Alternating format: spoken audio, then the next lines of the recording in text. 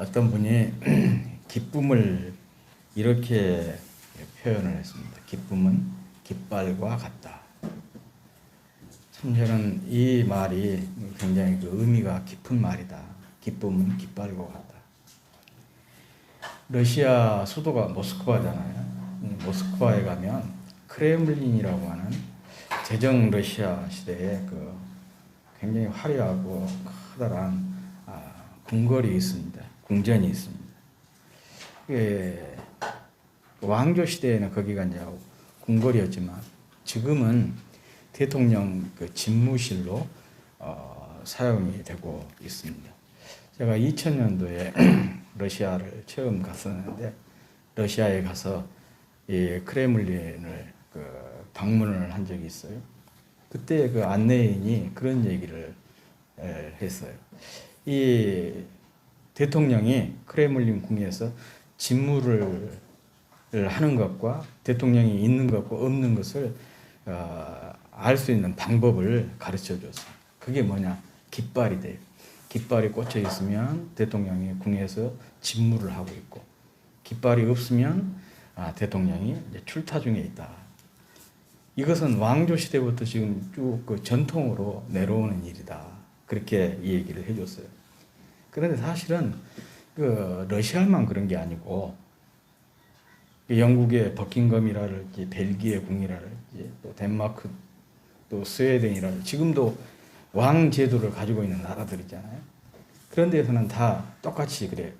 깃발이 있으면 왕궁 안에 왕이 있고 깃발이 없으면 왕이 출타 중에 있는 겁니다. 그런 점에서 이 기쁨이 깃발과 같다라고 하는 것은 참 의미가 있는 것이죠. 내 안에 기쁨이 있다는 것은 왕이신 주님이 내 안에 계신다는 의미가 되기 때문에 그렇습니다.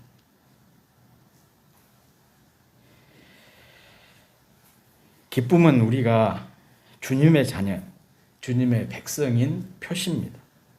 기쁨은 왕이신 주님이 지금 내 안에 계시고 또 내 안에서 역사하고 계신다는 표시입니다. 영광스러운 주님과 동행하고 있다는 증거가 바로 기쁨입니다. 그래서 신학자 보네퍼는 이렇게 말했습니다. 제자의 삶은 기쁨이다.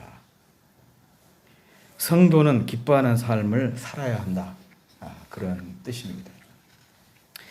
어떤 성도가 어느 도시로 출장을 갔다가 그곳에서 주일을 보내게 되었다고 합니다. 그런데 예배 시간이 다 되어서 이제 예배를 드려야 되는데 주변에 교회가 보이지를 않는 겁니다.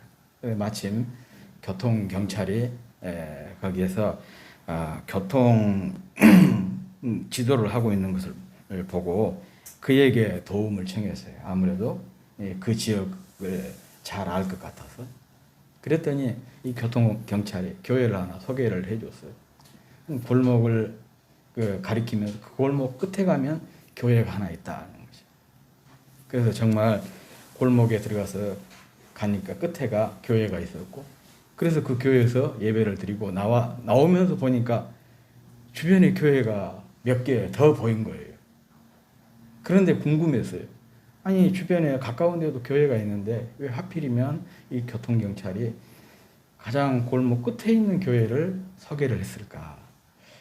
자기가 다니거나 아니면 가족이 다닌 교회에서 그랬을까 싶어가지고 나오는 길에 교통경찰에게 덕분에 내가 예배를 잘 드리게 되었다. 그렇게 인사를 하면서 물어본 거예요. 보니까 교회들이 주변에 여럿 있던데 왜 하필이면 가장 골목 끝에 있는 교회를 내게 소개를 해줬냐? 혹시 당신 가족이나 당신이 다니는 교회냐? 그랬더니 이 교통경찰이 자기도 자기 가족도 교회를 안 다니고 만약에 자기가 앞으로 교회를 나간다면 그 교회를 다니고 싶다. 그렇게 이 얘기를 하더라는 것이죠. 그러면서 한 얘기가 지금 여기서 여러 해 동안 이렇게 교통 지도를 하고 있는데 주일날마다 예배를 드리고 나오는 많은 교회 성도들을 마주하게 됐다는 거예요. 그런데 유난히 그 교회에서 나온 사람들은 얼굴이 밝고 기쁨이 넘치더라는 것이. 그래서 자기가 교회는 잘 모르지만 아무튼 그렇게 기쁨이 넘치는 그 성도들을 보면서 내가 교회를 다닌다면 나도 저 교회를 다니고 싶다. 그런 마음이 들었다는 것이죠. 야, 기쁨한다는 것, 기쁨이 있다는 것은 앞서 말씀을 드린 대로 내가 주님이 내 안에 계신다는 그런 의미라고 그랬죠. 그러면서 동시에 이 무언의 전도가 되는 것이 바로 기쁨인 것이죠. 그래서 참 기뻐하는 삶이 얼마나 중요한 것인지를 다시 한번 새겨볼 수 있는 그런 얘기가 아닌가 싶습니다. 기쁨이라고 하는 것은요, 단순히 어떤 정서나 감정의 표현이 아니고 삶의 태도입니다. 주님을 왕으로 모시고 사는 성도의 삶의 태도, 이게 바로 기뻐하는 것입니다. 이것을 잘 보여주는 사람이 사도 바울입니다. 오늘 본문은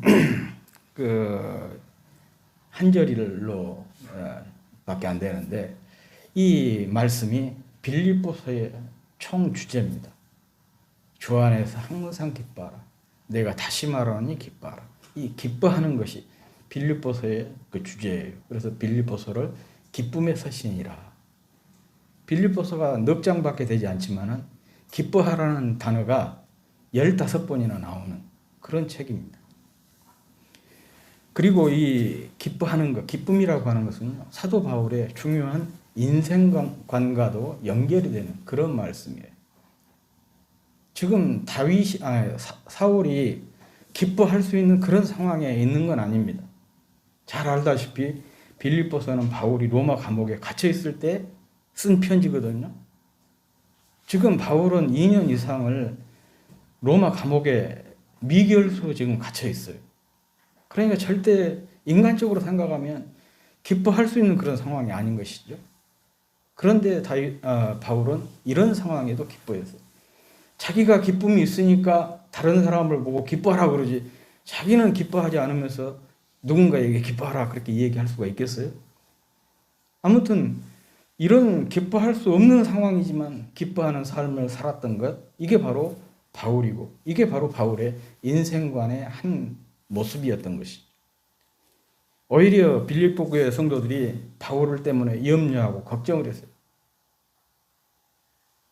이 염려하고 걱정하는 이 빌립보 교회 성도들에게 바울이 주는 교훈이 바로 오늘 본문이거든요.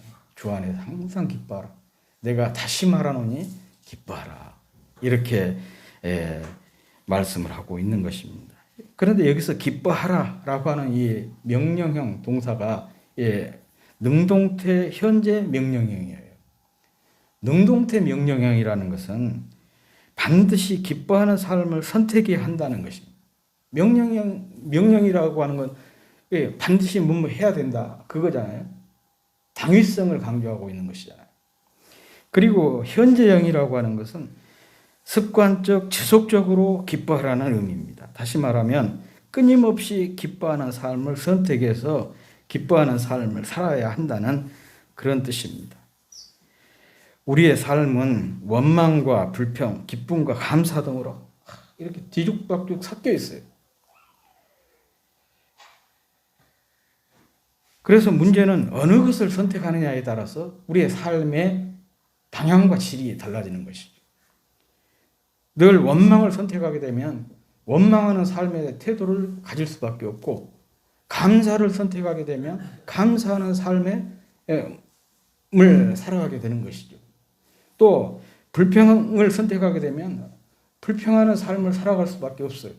그런데 기뻐하는 삶을 선택하게 되면 기뻐하는 삶을 살아낼 수가 있는 것이거든요. 제가 지난 추수 감사주일 때 에너지 뱀파이어 그리고 에너자이저에 대해서 이 얘기를 했었잖아요. 어떤 분이 저에게 그런 얘기를 하더라고요. 한 달 동안 거의 잠을 이룰 수 없을 만큼 힘들고 어려운 시간들을 보냈는데 저희 설교를 듣고 선택을 했대요. 내가 에너지 뱀파이어로 사느냐 에너자이저로 사느냐. 사람들에게 기쁨을 주는 사람, 힘을 주는 사람, 즐거움을 주는 사람, 그 용기를 주고 위로를 주는 삶을 살아야 되겠다. 에너자이저의 삶을 선택하기로 결단을 했다. 그래서 가정에서도 기쁘게, 직장에 가서도 또 사람들에게 즐겁게 인사를 했더니 사람들이 그렇게 좋아하더라. 그런 얘기를 하세요. 참 감동이 되었습니다. 그런데 사람이라고 하는 것은요, 내가 선택하고 결단한다고 해서 그대로 사는 것이 쉽지를 않아요. 이제 얼마 있으면 연초가 되는데, 연초가 되면 사람들도 금년에는 내가 담배 끊겠다. 금년에는 내가 술을 끊겠다. 막 그렇게 결심하잖아요. 그런데 담배 인상공사나 뭐 술 주조하는 사람들이나 전혀 걱정하지 않습니다. 그 사람들 듣기에 간 떨린 얘기잖아요. 그런데 전혀 걱정 안 해요. 왜냐? 그렇게 결심해도 결심대로 이룰 사람이 별로 없다는 것을 잘 알기 때문에. 뭐 교인들도 그러지 않습니까? 성도들도 금년엔 내가 새벽 예배를 결심을 하겠다. 52주 결석하지 않겠다. 또 성경 일도 하겠다. 그렇게 결심하고 결심대로 사는 사람 별로 못 봤습니다. 아니 누구를 비난하자는 것이 아니고 사람은 그렇게 다 약해요. 해보려고 결심을 하지만 결심대로 살아내기가 참 힘들어요. 그래서 작심삼일이라는 말이 나온 거 아니겠습니까? 다들 결심한 대로 살아버리면 작심삼일이라는 말이 없겠죠. 안 되니까 작심삼일이라는 말이 나온 거예요. 그런데 그럼에도 불구하고 우리가 결심대로 살아낼 수 있는 방법이 있어요. 그게 뭐냐? 늘 작심삼일하는 거예요. 실패하면 그것으로 포기하거나 낙심하거나 그냥 좌절한 것이 아니라 실패한 그 자리에서 다시 또 결심을 한 것이.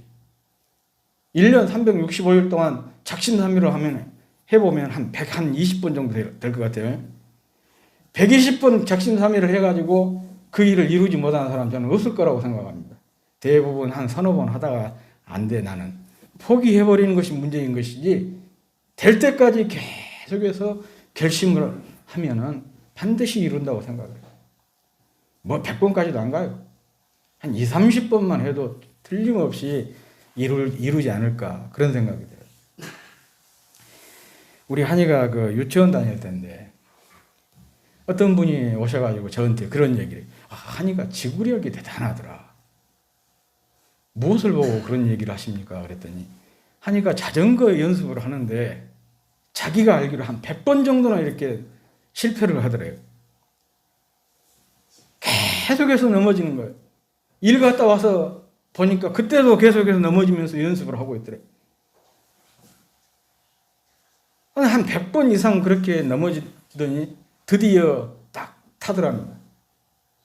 그러면서 저에게 한 얘기가 정말 한이가 지구력이 대단하더라. 보통 애들 몇 번 그냥 넘어지면은 다른 일을 하게 되는데 이제 자전거를 완전히 탈 수 있을 때까지 계속해서 하는 것을 보고 깜짝 놀랐다고 저에게 그렇게 전해 주시더라고요. 그래서 이제 우리 한이가 말귀를 어느 정도 알아먹을 정도 됐을 때 고등학교 때 제가 한이에게 사자성어를 하나 줬어요. 인일기백이라. 다른 사람 한 번 할 때 니는 100번 한다. 100번 해라. 그런 심정으로 무슨 일을 하면 너는 반드시 남들보다 잘하지는 못해도 결과적으로 네가 더 잘하게 될 거다. 그래, 인일기백. 사실 그 공무원 시험에 재수도 안 하고 그냥 이렇게 들어간 거 기적 같잖아요. 저도 기적으로 생각합니다. 다른 사람들도 기적이라고 생각을 해요. 그런데 한이를 딱 들여다보면 기적 아니에요. 당연한 일이에요. 얼마나 열심히 했는지 몰라요. 집에서 계속해서 인강을 듣는데 아침에 딱 정시에 일어나가지고 큐티하고 그때부터 계속해서 듣는 거예요.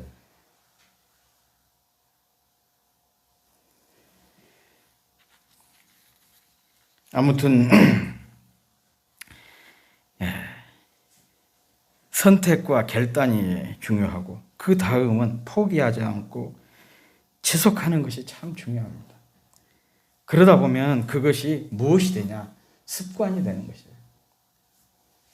어떤 일이 습관이 되기까지는요, 한두 번 실패해가지고 많은 시간이 요구되는 거예요. 심리학자들은 적어도 3주 이상의 시간이 필요하다, 그런 얘기를 하고 있거든요.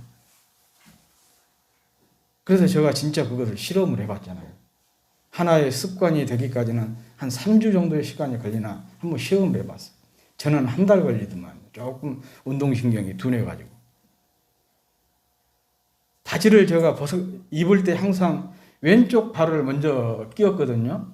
그래서 이제 오른쪽 발을 먼저 끼는 그런 것으로 한번 해봤어요. 날마다 틀려요, 날마다. 습관적으로 그냥 왼쪽, 그럼 다시 벗고 오른쪽으로 또 하고. 그러기를 한 달을 딱 하니까 무의식적으로 그때는 오른발을 먼저 끼고 있더라고요.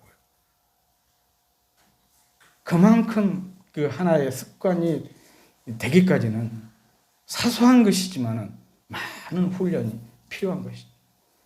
계속해서 실패하고 그 실패에도 불구하고 계속 결심하고 결단하고 반복하다 보면 그게 하나의 습관으로 이루어지게 되는 거예요. 이런 사소한 것도 한 달 정도 걸린다면 경건한 일, 가치 있는 일들은 훨씬 더 어렵겠죠. 항상 기뻐하라. 다시 말하노니 기뻐하라. 이것은 기뻐하는 삶의 태도를 선택하라는 그런 명령입니다. 따라서 우리는 이 말씀 앞에 알겠습니다, 순종하겠습니다, 항상 기뻐하겠습니다 라고 반응해야 합니다. 이것이 바로 믿음이에요.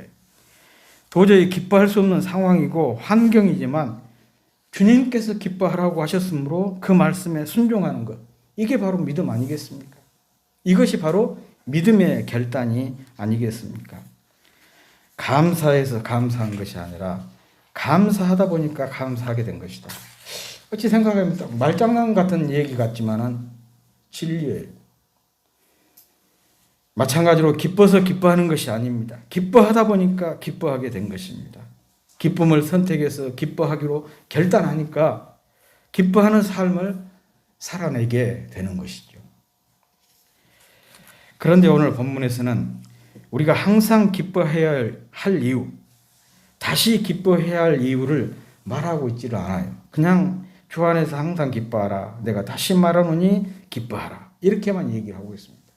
왜 이유를 말하지 않으면서 기뻐하라고 얘기를 할까? 이유가 너무 당연하기 때문에 그런 것이죠. 당연하니까. 성도라면 무엇을 기뻐하고 왜 기뻐해야 하는지 그 이유를 다 알고 있기 때문에 그렇습니다. 제가 굳이 여러분에게 말씀을 드리자면 주님을 기뻐하고 주님께서 나를 위해 하신 일들을 항상 기뻐하라, 그런 말씀인 것이죠.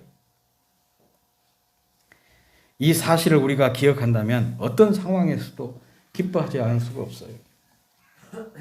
주님을 생각을 하고 주님께서 나를 위해서 하신 일을 늘 기억한다면 현재 내가 어떤 상황에 처해 있든지 얼마든지 그것을 뛰어넘고 기뻐하는 삶을 살아갈 수가 있는 것이죠. 문제는 우리가 그것을 늘 잊어버리니까 문제가 되는 것이고, 그것을 잊어버리니까 내가 지금 겪고 있는 그 문제 속에 나도 모르게 매몰이 되어버리는 거예요. 그래서 본 해퍼는 제자의 삶은 기쁨이다 라고 말을 한 것입니다. 주님의 자녀, 주님의 백성된 표시가 기쁨이라고 말한 것도 바로 이 때문인 것입니다.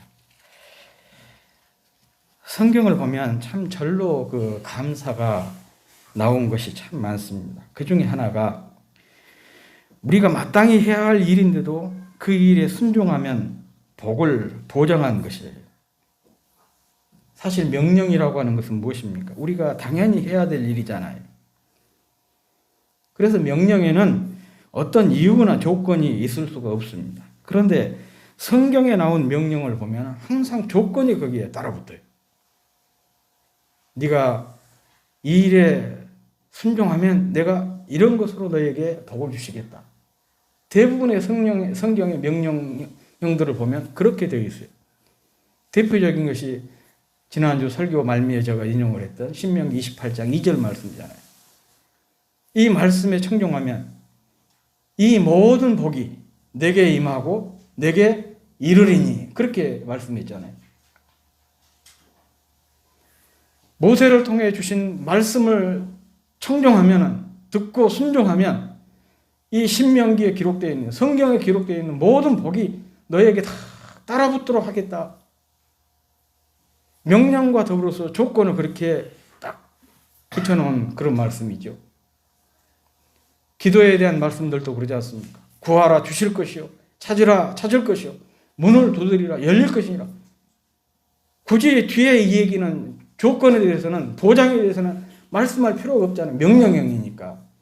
그냥 구하라, 찾으라, 두드리라, 그렇게만 얘기해도 충분한데, 성경을 보면 꼭 그 조건, 보장이 따르고 있어요. 구하라, 주실 것이다.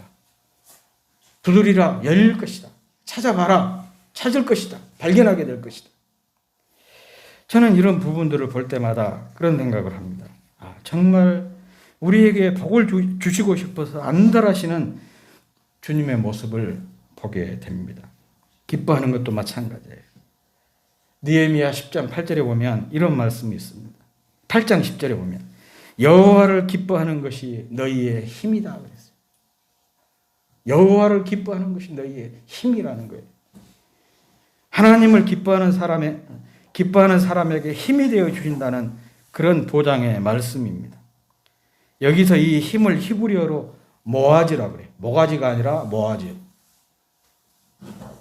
모아지란 뜻이 뭐냐? 방파제, 산꼭대기라는 그런 뜻입니다. 방파제는 거친 파도를 막아주는 바닷가에 설치되어 있는 구조물을 뜻하지 않습니까?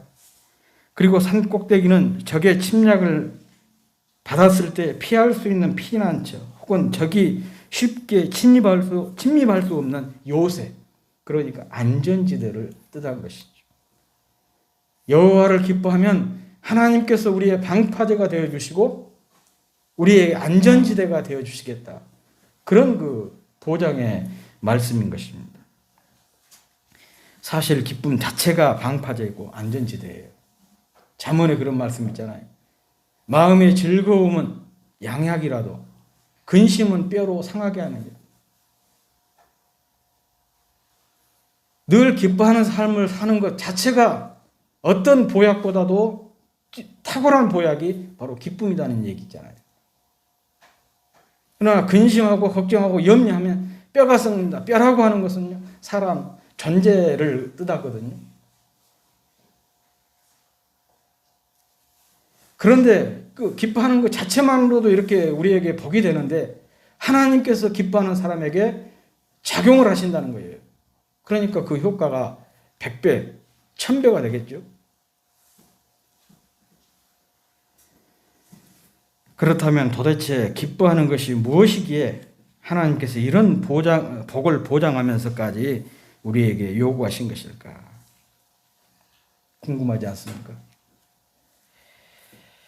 기뻐하다는 뜻을 가진 히브리어 단어가 여러 있는데 그 중에 하나 하페츠라고 하는 단어가 있어요.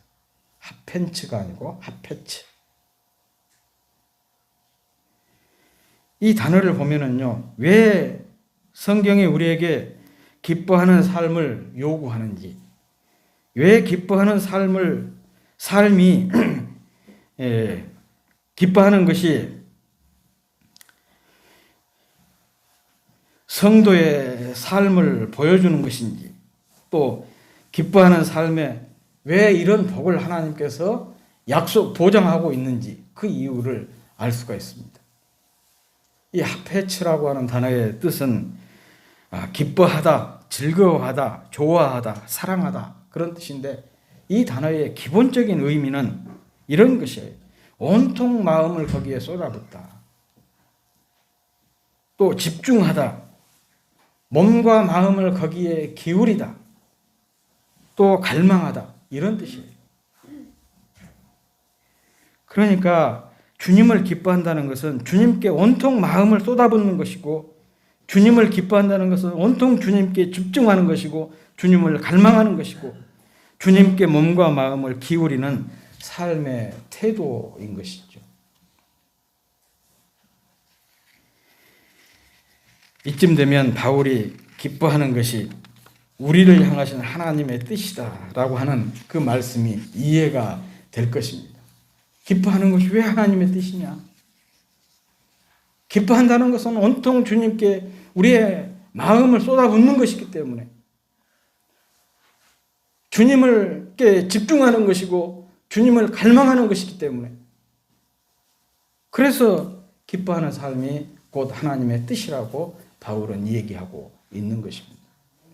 저는 사실 지금까지 이 데살로니가 전서 5장 16절, 17절, 18절 항상 기뻐하라, 쉬지 말고 기도하라, 범사에 감사하라 이 세 가지를 순환적으로 이해를 했어요. 어떤 거에 우선 선호가 있는 것이 아니고 이건 순환 관계에 있다. 기뻐하는 사람이 기도하게 되고 기도하는 사람이 감사하게 되고 감사한 사람이 기뻐하게 되고 이 순환 관계다. 그렇게 생각을 했는데 다시 한번 이 기뻐하다 하페츠라고 하는 단어를 묵상을 하면서 이게 순환 관계도 틀리지는 않은 편이지만 순서로 보는 것도 오히려 더 낫겠다. 기뻐하는 것이 먼저고 그 다음이 기도고 감사라는 거예요. 정말 주님께 온통 마음을 거기에 쏟아붓는 사람이 아니고는 주님께 기도할 수 없어요. 그런 사람이 아니고는 주님 모든 일에 감사하기가 힘든 것이죠.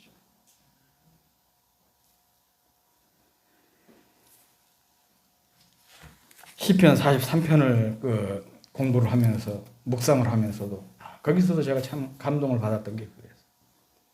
그 시인이 지금 예루살렘에서 떨어져서 유배를 갔든지 아니면 질병으로 예배에 참여하지 못할 그런 상황에 있든지 그런 둘 중에 하나 그런 상황에 처해 있었잖아요.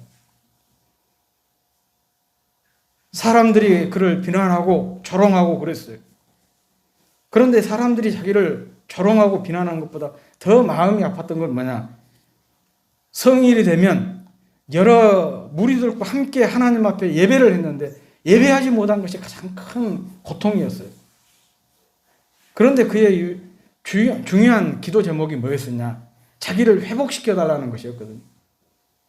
자기를 회복시켜달라는 기도 제목에 회복시켜달라는 이유가 뭐냐? 자기 집으로 돌아가고 그래서 안락하고 평안한 처소로 돌아가고 싶어서 기도한 거 그런 기도를 드린 것이 아니고 하나님의 거하시는 성 시온 또 하나님이 계시는 성전 그래서 무리들과 함께 하나님께 예배하고 싶어가지고 자기를 회복시켜 달라고 기도를 합니다. 그런데 더 중요한 것은 그 뒤에 이렇게 표현이 되어 있어요. 그가 그토록 하나님께 나가서 예배하고 싶은 이유가 뭐냐? 하나님이 바로 자기의 큰 기쁨이기 때문이다. 큰 기쁨이란 뜻이 기쁨 중에 기쁨이라 그런 뜻이에요. 이 말은 그의 마음이 온통 지금 주님께 하나님께 쏠려 있다는 그런 표현 아니겠습니까? 그러니까 그 어려운 상황 속에서도 회복시켜 주시면 내가 제일 먼저 주님께 예배하는 예배 자리로 달려가고 싶습니다. 그런 기도를 드리게 된 것이죠. 그러니 하나님이 이런 사람 가만두시겠어요?